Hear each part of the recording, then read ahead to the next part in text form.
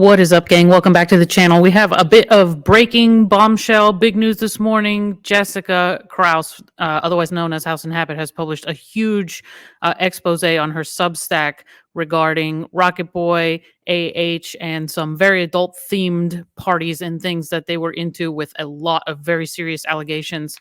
This article is currently behind a paywall on her Substack, so I'm not going to read the whole thing. There's also a lot of photos included. It's very lengthy.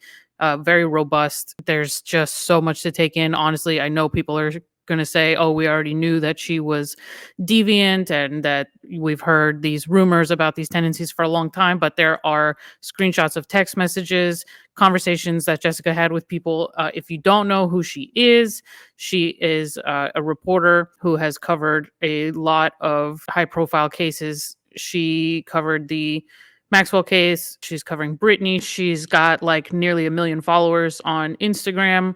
And these are the cases that she covers. She covered the JD and case from beginning to end. And she is continuing to put out a bunch of information. A lot of people contacted her during that time. If you still follow her Instagram, she talks a lot about how she's contacted very frequently when she covers these things by people who are involved, because per usual, people trust independent journalists, independent researchers, just independent publications over the mainstream media. And the reason for that is highly obvious over the last few days based on what we've been seeing, the way the media twists the unsealed documents that just came out. So she has published this huge thing on Substack, and I really, really recommend that everyone go and check it out.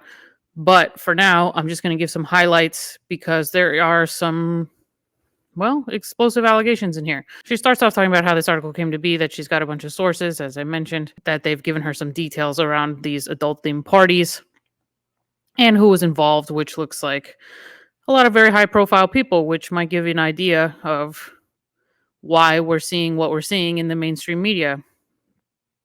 But, adult entertainment, alcohol, illicit substances, there's a lot of photos, a lot of text message screenshots. As you can see, I'm going to be very careful about what exactly I say here because there are quite a few words that I'm sure YouTube is not going to be a fan of. But you can kind of read here a little bit of what they're talking about.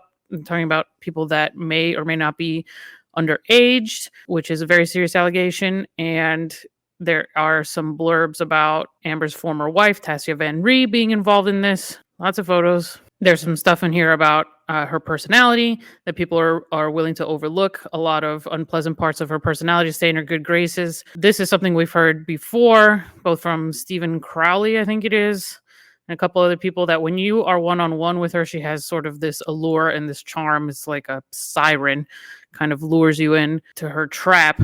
Anyways, there's a lot of stuff in here about Rocket Boy. It looks like, from what we can read here, this stuff with the parties was going on before and after JD. From everything we pretty much know about while she was with JD, she's had him locked up in those apartments and really didn't let him, she didn't even want him to go visit Isaac. So I don't think this is going on with her while she was with JD. There's no sort of implication of that. This is very much before and after that relationship, particularly when she was in a relationship with Rocket Boy.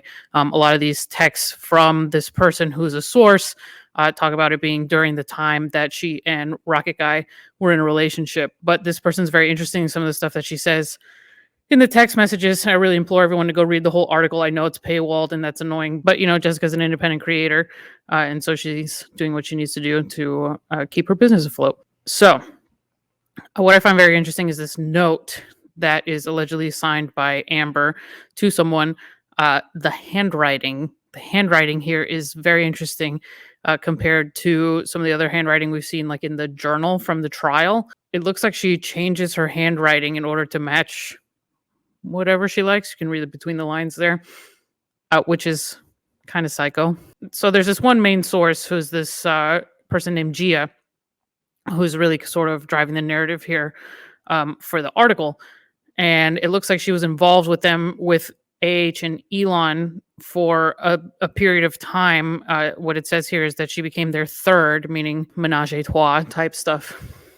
And there's a lot of details about how that worked between the three of them. And she goes on to detail sort of a lot of the parties that they attended, and as this one incident in particular where she attended this Gatsby themed party, and apparently Amber got very upset with her. So if you guys can, please go check out the whole article. There is a lot to take in, and Jessica is a very good source of information. If you recall, she put out a bunch of special tapes from Courtney Love during the trial. She gets real sources, she gets real information from real people.